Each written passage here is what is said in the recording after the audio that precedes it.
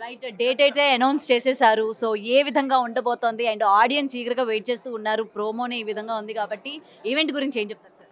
Event గురించి మాట్లాడుకోవాలంటే ఇప్పుడే ఇంత రచ్చరచ్చ లేపుతున్నామంటే ఇంతమందిని చూసి ఊపులో కూడా మనము ఇంకా చాలా ఎక్కువ ఉత్సాహం వస్తుంది. ఇంకా అదిరిపోయే రీతిగా ఏ విషయంలో కూడా ఏ పాటల్లో కూడా ఏ రిధంలో కూడా తగ్గేదే లేదనుకుంటా పర్ఫామ్ చేస్తామని మనస్ఫూర్తిగా మేము మా టీం అందరం అనుకొని ఖచ్చితంగా అందరిని జనాల్ని ఎంటర్టైన్ చేస్తామని ఇయర్లీ ఇట్లనే బిగ్ టీవీ వాళ్ళు చెప్పారు. ఇదే విధంగా ఇయర్లీ ఇట్లనే వాళ్ళు మమ్మల్ని ప్రోత్సహించుకుంటూ వెళ్ళాలని మనస్ఫూర్తిగా కోరుకుంటున్నాను. ఓకే.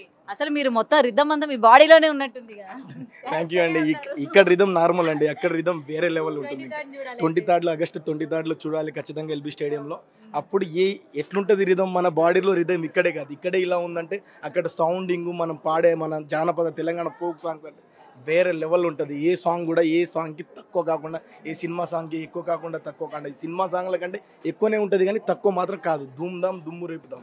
రైట్. ఈగర్‌లీ మేము కూడా వెయిట్ చేస్తూ ఉన్నాం. Thank you so all much. The best. Thank you.